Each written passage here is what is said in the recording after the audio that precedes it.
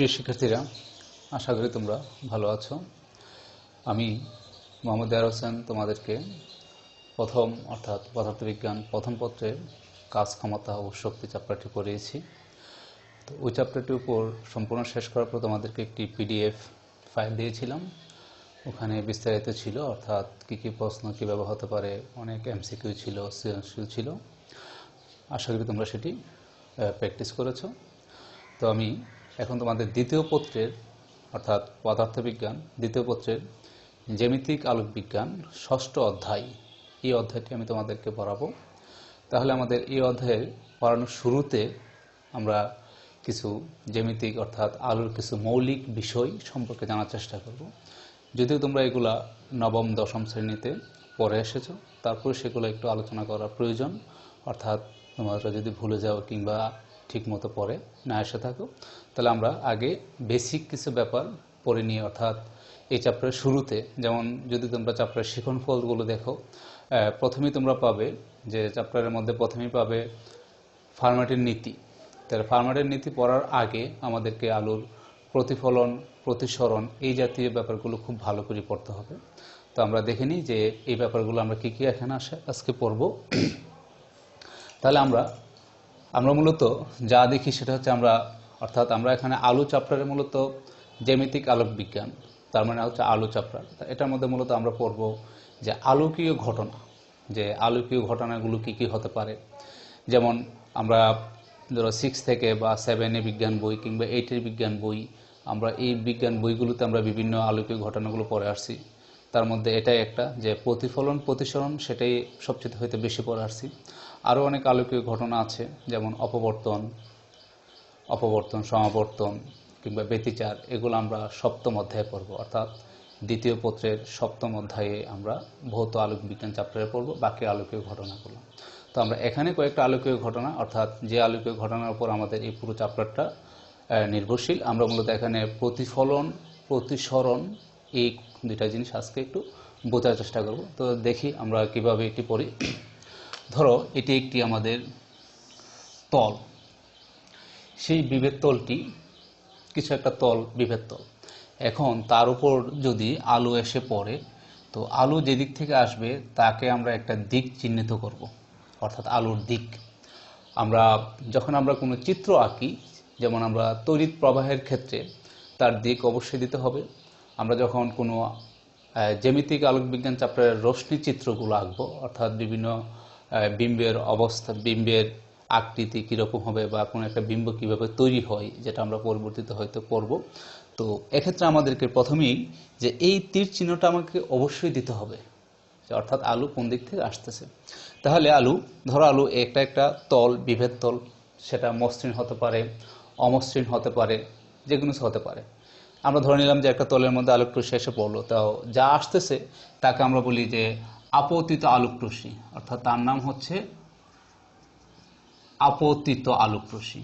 অর্থাৎ কোনো তলের মধ্যে যা আসবে তার নাম হচ্ছে কি আপতিত আলোক রশ্মি। এখন এই আলোক রশ্মি কি হবে? ধরো এটা একটা মাধ্যম, যে আমরা ধরে নিচ্ছি যে এখানে সে বায়ু মাধ্যম হতে আসতেছে। কোন মাধ্যম থেকে আসতেছে? যে বায়ু মাধ্যম থেকে আসতেছে। এসে কোথায় পড়লো? একটি তলের উপর এসে পড়লো।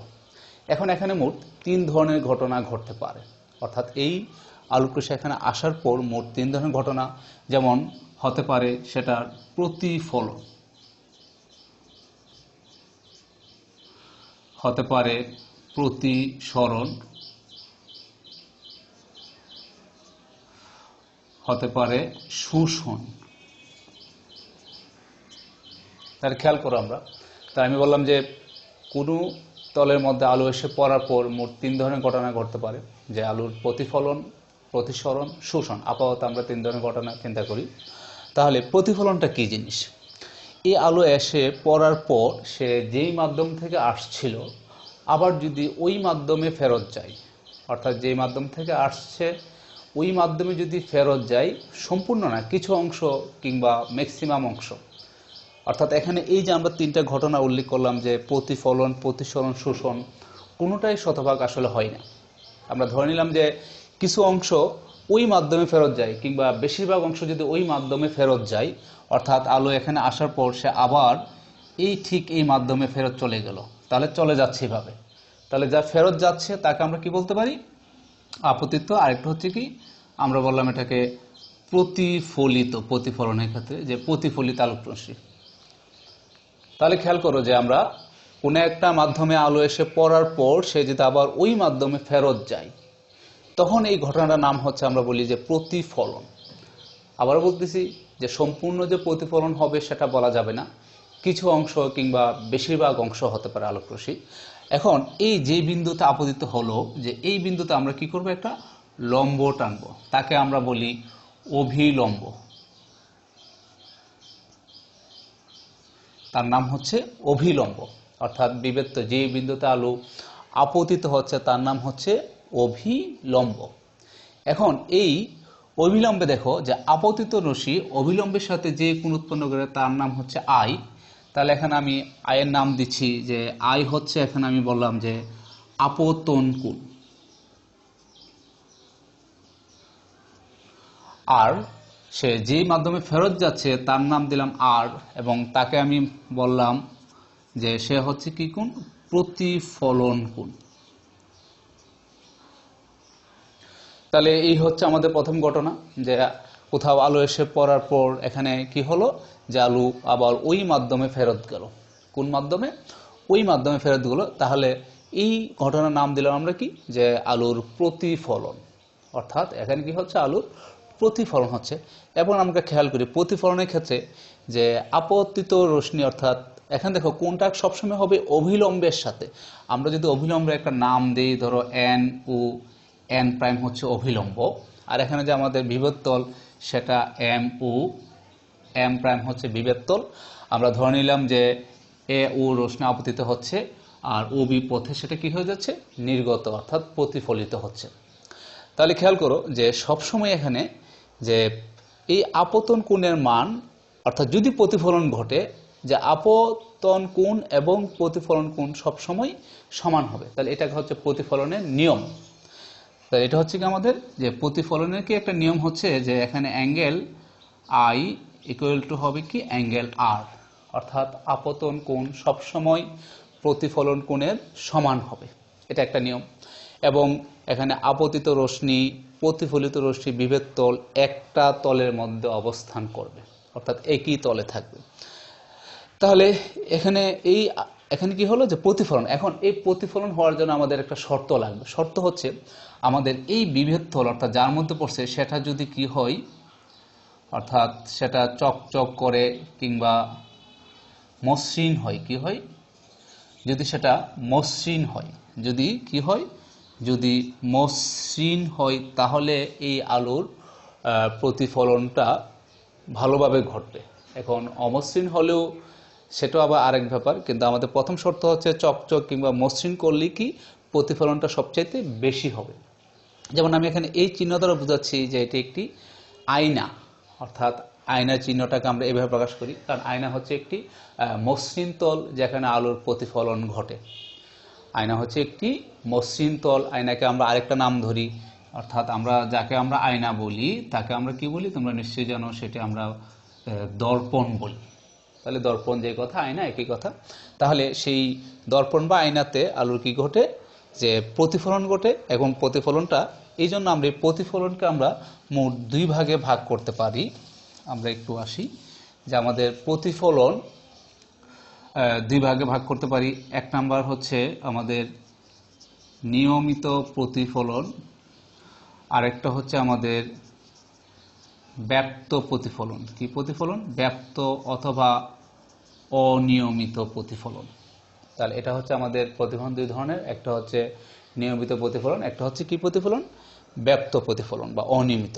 এখন আমরা প্রথমে যে আয়নার কথা বললাম বা দর্পণের কথা বললাম, আয়নার মধ্যে আলোর কি ঘটে? যে নিয়মিত প্রতিফলন ঘটে, অর্থাৎ আয়নার মধ্যে কি আলোর কি ঘটে? নিয়মিত প্রতিফলন ঘটে। এই জন্য তোমরা দর্পণের সংখ্যাটা এইভাবে পাবে যে যে মাধ্যমে আলোর নিয়মিত প্রতিফলন ঘটে তাকে আমরা কি বলি? দর্পণ বলি। অর্থাৎ তাহলে আয়না একটিকে আমাদের নিয়মিত প্রতিফলনের উৎস, অর্থাৎ এবং সেটি মসৃণ। তাহলে যে তলটা মসৃণ, অর্থাৎ মসৃণ তল, যদি তলটা মসৃণ হয় তাহলে সেক্ষেত্রে কি ঘটবে? নিয়মিত প্রতিফলন ঘটবে, অর্থাৎ যেমন আয়না। আর যদি তলটা যদি কি হয় অমসৃণ হয়, কি হয় তলটা যদি অমসৃণ হয় তাহলে সেক্ষেত্রে কি করবে আলুর অনিয়মিত বা ব্যক্ত প্রতিফলন ঘটবে। তাহলে এই হচ্ছে আমাদের দুই ধরনের আমরা প্রতিফলন পেয়ে গেলাম। তাহলে আমরা কিন্তু আছি এখন কোথায় যে আলিকীয় ঘটনার মধ্যে প্রতিফলনে। তোমরা কিন্তু ব্যাপারটা খেয়াল রাখতে হবে যে আমরা আছি প্রতিফলন। তাহলে প্রতিফলনের ক্ষেত্রে আমরা দুই ধরনের প্রতিফলন পেয়ে গেলাম, একটা হচ্ছে নিয়মিত প্রতিফলন, একটা হচ্ছে ব্যাপ্ত প্রতিফলন। তাহলে নিয়মিত প্রতিফলন কোথায় ঘটবে যে মসৃণ কোনো তলে। যেমন ধরো আমরা এভাবে বলতে পারি যে এটা একটা মসৃণ তল, তাহলে আলুর এখানে কি করবে এই নিয়মিত প্রতিফলন করবে। এভাবে তোমরা এটা 9 নিচে তোমরা পড়ে আসছে। তাহলে এটা হচ্ছে আমরা বলি যে এটা নিয়মিত প্রতিফলন করতেছে। আর যদি সেটা একটু অমসৃণ তল হয় তাহলে এক্ষেত্রে আলুর কি ঘটবে অনিয়মিত প্রতিফলন ঘটবে, অর্থাৎ প্রতিফলিত রশ্মিগুলো সমান হবে না। এখানে দেখো যে প্রতিফলিত আপতিত এবং প্রতিরশ্মিগুলো একইভাবে অর্থাৎ সমান্তরাল হয়। আর অনিয়মিত প্রতিফলনে বা ব্যাপ্ত প্রতিফলনে প্রতিসরিত রশ্মিগুলো কি হবে না বা প্রতিফলিত রশ্মিগুলো সমানভাবে কি হবে না নির্গত হবে না। তাহলে এই হচ্ছে আমাদের মোট গেল প্রতিফলন। তাহলে আমরা এই এতক্ষণ আমরা ছিলাম কোথায় যে প্রতিফলন, অর্থাৎ প্রতিফলন দুই প্রকার, নিয়মিত প্রতিফলন, ব্যাপ্ত প্রতিফলন।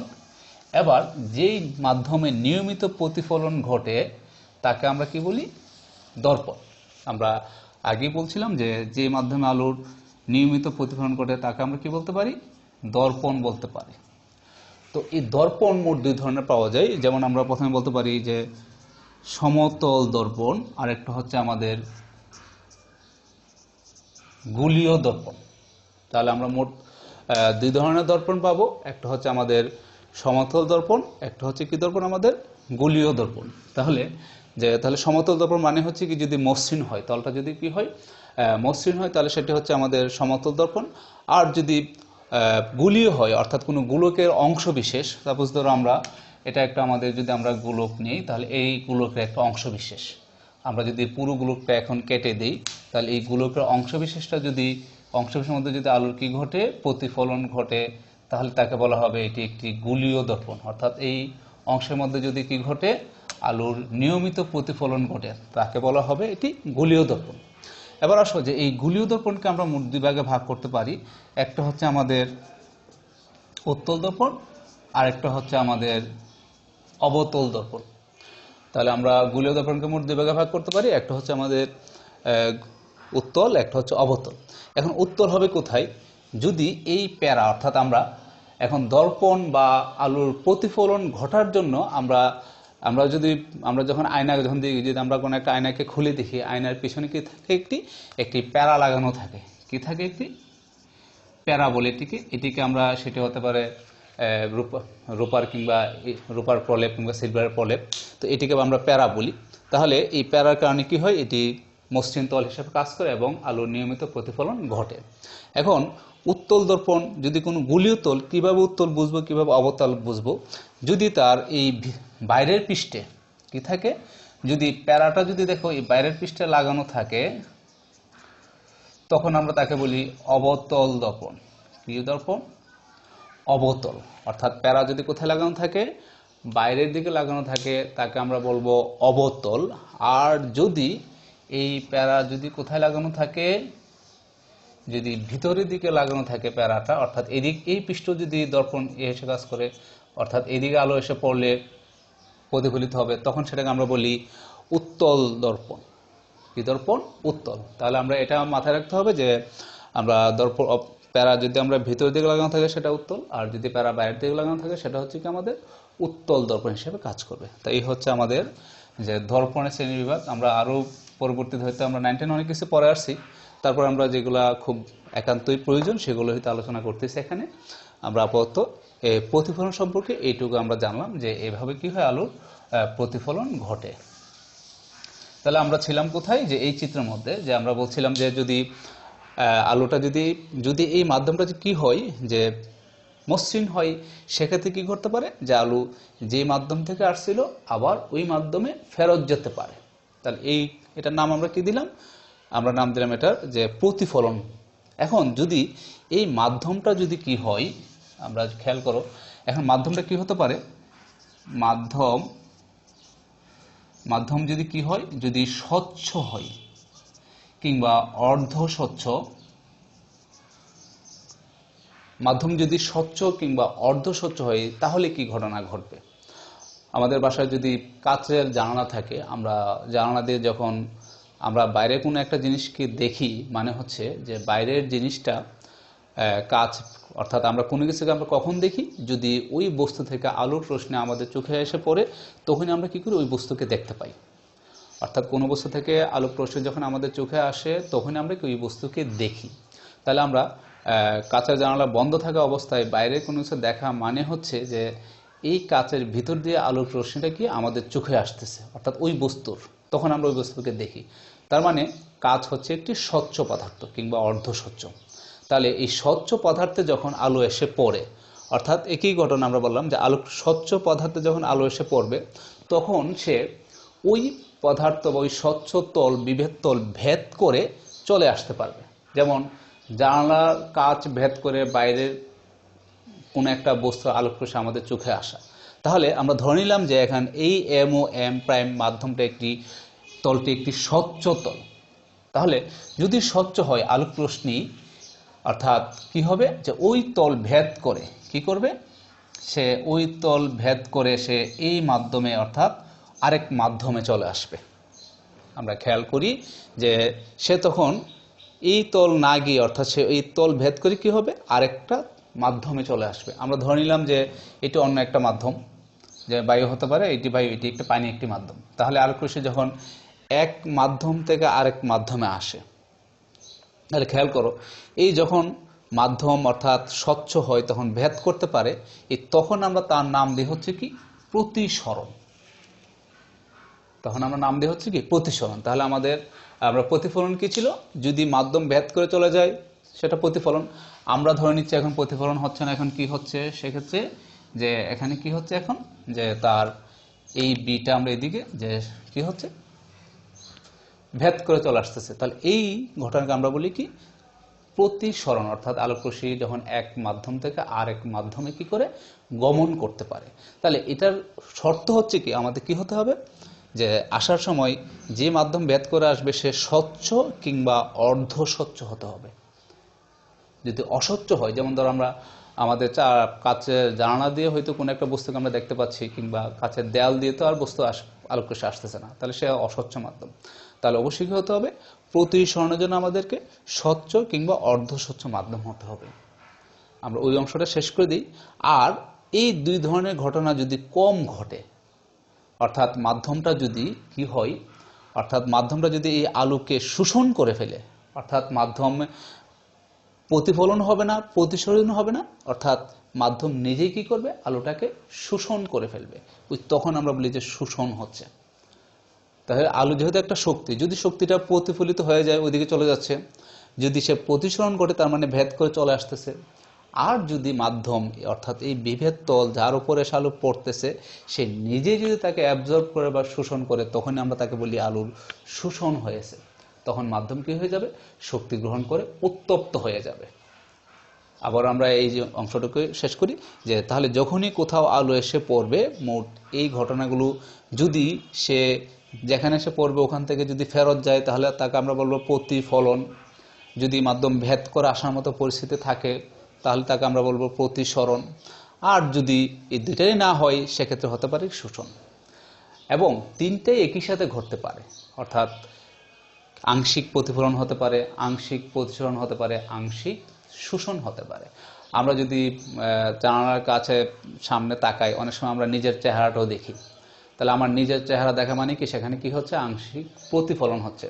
আবার বাইরের জিনিসটা দেখি, সেটা দেখা মানে হচ্ছে কি, আমি যে প্রতিসরণ হচ্ছে।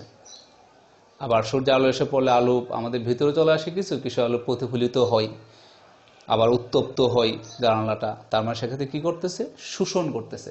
তাহলে এই তিনটা ঘটনা মোটামুটি একটা সাথে, অর্থাৎ একই সাথে ঘটে, অর্থাৎ প্রতিফলন, প্রতিসরণ, শোষণ। এখন কোনো একটা ঘটনা যদি খুব বেশি হয়, আমাদেরকে সেটাই আমরা সেটাই অনুধাবন করি যে খুব বেশি যেমন আমরা যখন আয়নার সামনে দাঁড়াই, বাসার সামনে আমরা যখন কোনো আয়নার সামনে দাঁড়াই তখন আমাদের মনে হয় পুরোটা কি হচ্ছে, প্রতিফলন হচ্ছে। আসলে পুরোটা প্রতিফলন কখনো হয় না, যে সবগুলোই কি, যে হয়তো যেটা বেশি আমাদেরকে ওইটা অনুভূত হচ্ছে। তাহলে এই হচ্ছে আমাদের গেল কি প্রতিফলন, প্রতিসরণ, শোষণ।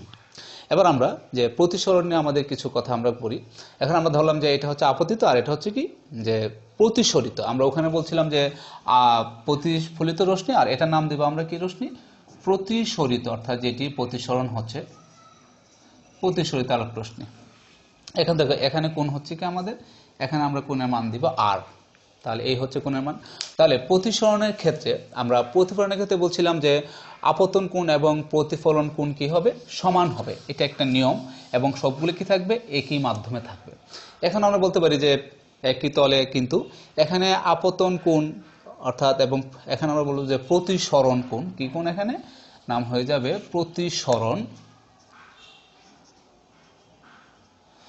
তাহলে এখানে এই আপতন কোণ এবং অর্থাৎ আপতন কোণের সাইন যদি আমরা নিই সাইন আই, এবং প্রতিসরণ কোণের আমরা কি নেই, সাইন নেই, অর্থাৎ সাইন আর, এটি কি সংখ্যা, একটি ধ্রুব সংখ্যা। কি সংখ্যা, অর্থাৎ আপতন কোণের সাইন এবং প্রতিসরণ কোণের সাইনের অনুপাত সবসময় কি সংখ্যা হবে, একটি ধ্রুব সংখ্যা হবে। এই ধ্রুব সংখ্যা মানটি হতে পারে ইটা, অর্থাৎ আমরা যেটি স্নেলের সাথে আমরা পরবর্তী আরেকদিন পড়ব।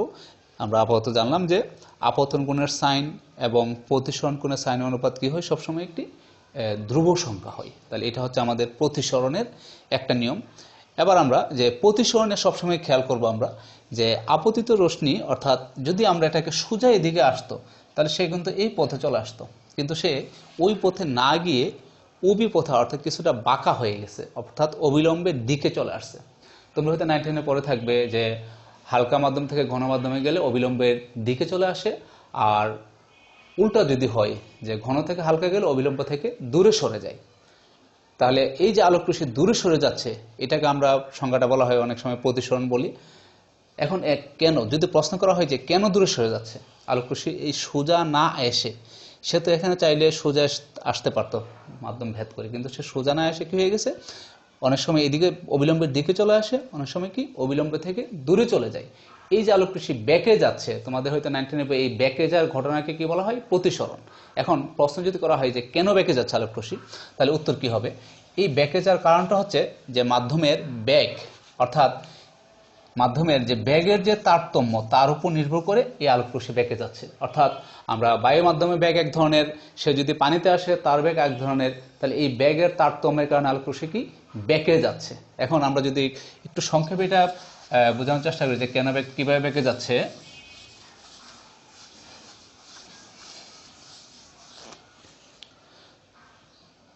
ধরো এ বিন্দুতে আলোক রশ্মি আছে, সে কোথায় আসতে হবে, একটা মাধ্যম ভেদ করে বিতে আসতে হবে।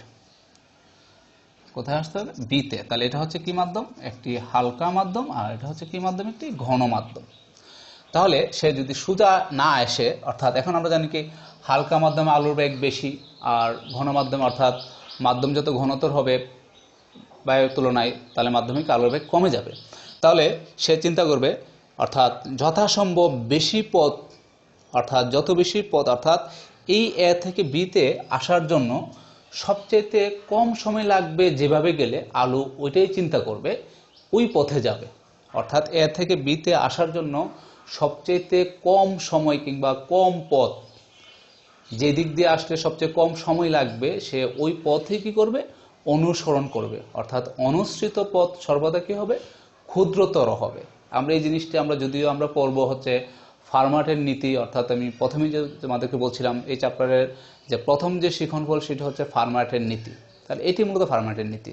তাহলে আলোক সবসময় কি যে এমনভাবে যাবে যেদিক দিয়ে তার সময় সবচেয়ে কি কম লাগে। তাহলে সে যেহেতু হালকাতে তার ব্যাগ বেশি, তাহলে এই জন্য বেশি বেগে এদিক দিয়ে, বেশি বেগে এই অংশটা, বেশি অংশ এদিকে চলে আসবে, আর বাকি অংশটা কোথায় চলে যাবে, কিছু অংশ সে ধরো বিটে একটু এদিকে দিয়ে আমরা সুবিধার জন্য, আর বাকি অংশ সে কি করবে, ঘন মাধ্যম দিয়ে যাবে। তাহলে এই যে এটা হচ্ছে তো আমাদের বিভেদ তল, তাহলে সে যেত কোন দিক দিয়ে, এই দিক দিয়ে, তো এই দিক দিয়ে না গিয়ে সে, অর্থাৎ সে যদি এদিকে যেত তাহলে এই পথটা এদিকে হতো। তার মানে তখন কি করতে হতো তাকে, অর্থাৎ হালকা মাধ্যমে কম দূরত্ব, ঘন মাধ্যমে বেশি দূরত্ব। তাহলে আমরা আগেই বলছিলাম যে সে এমনভাবে যাবে যেন তার সময়টা সবচেয়ে কম লাগে। তাহলে এই দিক দিয়ে তার সময়টা, এখানে এই ঘনমাধ্যমের সময় অতিক্রম করতে গিয়ে তার সময়টা অনেক বেশি লাগতো।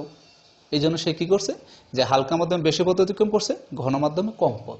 এটাকে আমরা একটা আলোর স্মার্টনেস বলতে পারি। অর্থাৎ সে চিন্তা করে যে যেদিকে গেলে তার সময়টা কি লাগবে, সবচেয়ে কম লাগবে। যেমন অনেক সময় আমরা ধরো কোনো, যেমন গ্রামে অঞ্চলে দেখা যায় যে কোনো একটা মাঠ আমাকে, আমরা যদি এদিক দিয়ে যাই, ধরো তার দৈর্ঘ্য প্রস্থ এটা হচ্ছে 5, এটা হচ্ছে 10, তার মানে এদিক দিয়ে যদি যাই তাহলে 5 এবং 10। আর যদি সুযোগ থাকে আমরা এদিকে চলে যেতে পারবো, তখন তার শুধু অতিভুজ অতিক্রম করতে হবে, অর্থাৎ অনেকটাই কি পথ কমে যাবে। তো আলু সেই চিন্তাই করে, অর্থাৎ যেদিক দিয়ে গেলে তার সময় কম লাগবে, পথ ক্ষুদ্রতর হবে, সে ওই পথেই যাবে। তো এটাকে আমরা বলতে পারি যে এই জন্যই আলোকরশ্মি। তাহলে আমার প্রশ্ন ছিল যে এই প্রতিসরণে আলোকরশ্মি কি হয়, ব্যাকে যাচ্ছে। তাহলে ব্যাকে যাওয়ার ঘটনা হচ্ছে এই জন্য যে, অর্থাৎ সে তার কম সময়ে যাওয়ার জন্য কি হচ্ছে, যে সে তার পথ কি চেঞ্জ করতে, অর্থাৎ যেদিক দিয়ে গেলে তার সময়টা কম লাগবে সে ওইভাবেই যাচ্ছে। এই জন্য আমরা বলতে পারি যে আলোকরশ্মি, যে প্রতিসরণ আলোকরশ্মি ব্যাকে যাওয়ার ঘটনা কেন, আমরা প্রথমত বলতে পারি এক কথায় আনসার, সেটা হচ্ছে আলোর ব্যাগের তারতম্যের কারণে, অর্থাৎ মাধ্যমের ব্যাগের ভিন্নতার কারণে কি হচ্ছে, আলোকরশ্মিগুলো ব্যাকে যাচ্ছে। তাহলে আমরা প্রতিসরণ অনেক কিছুই প্রতিসরণ থেকে পড়লাম। আমরা প্রতিসরণে আরেকটা নিয়ম একটু আজকে জেনে নিই, যে পূর্ণ অভ্যন্তরীণ প্রতিফলনটা, যেহেতু আমরা এরপর হয়তো আর বেশি এগুলো পড়াবো না। তাহলে ধরো এটা হচ্ছে আমাদের একটা ঘন মাধ্যম, আর এটা হচ্ছে একটা হালকা মাধ্যম। তাহলে হালকা মাধ্যম থেকে আলোকরশ্মি যখন ঘন মাধ্যমে যায়, ধরো হালকা মাধ্যম থেকে এইদিকে যাচ্ছে, তাহলে সে আমাদের সূত্র অনুযায়ী এটা হচ্ছে আমাদের এন ও এন প্রাইম হচ্ছে অবিলম্ব, আর এটা ধরলাম যে এম ও এম একটা মাধ্যম। তাহলে যখন এ বি ধরলাম এ ও আলোকরশ্মি, এখন হালকা থেকে যখন ঘন মাধ্যমে, ঘন থেকে যখন আমরা ওখানে পড়ে আসছিলাম যে হালকা থেকে ঘন মাধ্যমে যদি যায় তাহলে অবিলম্বের দিকে সরে যায়, আর যদি ঘন মাধ্যম থেকে হালকা মাধ্যমে যায় তাহলে ওই যে তার ব্যাগের তারতম্যের কারণে সে অবিলম্ব থেকে কি চলে যাবে, একটু দূরে সরে যাবে, অর্থাৎ সে উবি পথে কি হবে, প্রতিসরিত হবে। কি হবে, সে অভিপথে প্রতিসরিত হবে। তাহলে এই হচ্ছে তার আমাদের কোণের মান, আপতন কোণে বা প্রতিসরণ কোণের মান। এখন এই কোণের মান আমরা যত বেশি বাড়াতে থাকবো আপতন কোণের মান, তত বেশি সে কি হবে, দূরে সরে যেতে থাকবে। অর্থাৎ ধরো আমরা আরেকটু বাড়াইলাম, তখন সে কি হয়ে যাবে, আরো দূরে সরে যাচ্ছে অবিলম্ব থেকে, অর্থাৎ অবিলম্ব থেকে আরো দূরে সরে যাচ্ছে। কোণের মান যখন এভাবে বাড়ানোর পর একটা পর্যায়ে সে সোজা, অর্থাৎ বিভেদ তল ঘেঁষে যাচ্ছে। কি তল ঘেঁষে যাচ্ছে, আমি এটাকে দুইটা তীর চিহ্ন দ্বারা প্রকাশ করলাম। অর্থাৎ এমন একটা কোণ পাওয়া যাবে যেই কোণে যে আপতন কোণের জন্য প্রতিসরণ কোণ সর্বোচ্চ, অর্থাৎ এই বিভেদ তল ঘেঁষে, অর্থাৎ 90 ডিগ্রি হচ্ছে। তাহলে আমরা এই কোণটাকে আমরা বলি কি, আপতন কোণের যে মানের জন্য, আপতন কোণের যে মানের জন্য প্রতিসরণ কোণ সর্বোচ্চ হয়, অর্থাৎ 90 ডিগ্রি হয়, তাকে আমরা বলি সংকট কোণ। অর্থাৎ এটাকে আমরা নাম দিই থিটা সি, বা কি কোণ, যে সংকট বা ক্রান্তি কোণ।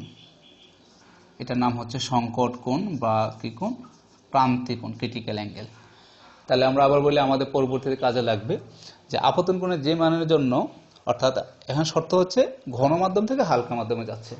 তাহলে ঘন মাধ্যম থেকে হালকা মাধ্যম যাওয়ার ক্ষেত্রে আপতন কোণের যে মানের জন্য প্রতিসরণ কোণ সর্বোচ্চ হবে, তাকে আমরা কি বলতে পারি, তাকে আমরা বলতে পারি যে সংকট কোণ বা ক্রান্তি কোণ। এবার সেই সংকট কোণের চাইতে যদি আমরা কোণটা যদি সামান্য একটু বড় হয়, তাহলে সে ওই মাধ্যমে না গিয়ে পুনরায় যে মাধ্যম থেকে যাচ্ছিল আবার ওই মাধ্যমে ফেরত চলে আসবে।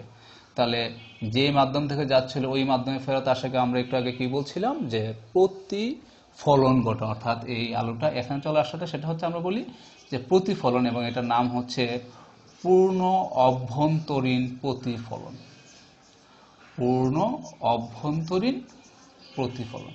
তাহলে যদি প্রশ্ন করা হয় পূর্ণ অভ্যন্তরীণ প্রতিফলন কি, যে যদি আমরা ঘন মাধ্যম থেকে হালকা মাধ্যমে যাওয়ার ক্ষেত্রে যদি সংকট কোণের চাইতে কোণের মান একটু বেশি কোণে আলোক কি হয়, আলোকরশ্মি আপতিত হয়, তাহলে সে আবার পুনরায় এই মাধ্যমে ফেরত আসবে। এই ঘটনার নামই হচ্ছে আমাদের পূর্ণ অভ্যন্তরীণ প্রতিফলন। এটিও তোমরা নবম দশম শ্রেণীতে পড়ে আসবে, এবং তার জন্য আমাদের প্রাত্যহিক জীবনে একটি ঘটনা ঘটে, তার নাম বলি আমরা মরীচিকা। অর্থাৎ এই মরীচিকা ঘটনাটি পূর্ণ অভ্যন্তরীণ প্রতিফলনের কারণে হয়ে থাকে। তাহলে এই হচ্ছে আমাদের, তাহলে আমাদের টোটাল আজকে ব্যাপার কি কি পড়ালাম, যে আলোক রশ্মি যখন কোথাও এসে পড়বে তাহলে মোট 3 ধরনের ঘটনা ঘটতে পারে: প্রতিফলন, প্রতিসরণ এবং শোষণ। তাহলে প্রতিফলন এবং প্রতিফলন সম্পর্কিত বেসিক কিছু জিনিস আলোচনা করলাম। আমরা পরবর্তী দিনে চেষ্টা করব যে আরও কয়েকটা কিছু বেসিক আছে সেগুলা কয়েকটা সূত্র আলোচনা করার পর ফার্মারের নীতি পড়াতে। আশা করি তোমরা ক্লাসগুলো দেখবে এবং কোনো কিছু বুঝতে না পারলে সেটা কমেন্টে জানাবে, কারণ তোমাদের কমেন্ট আমাদেরকে অনুপ্রাণিত করবে। ধন্যবাদ সবাইকে।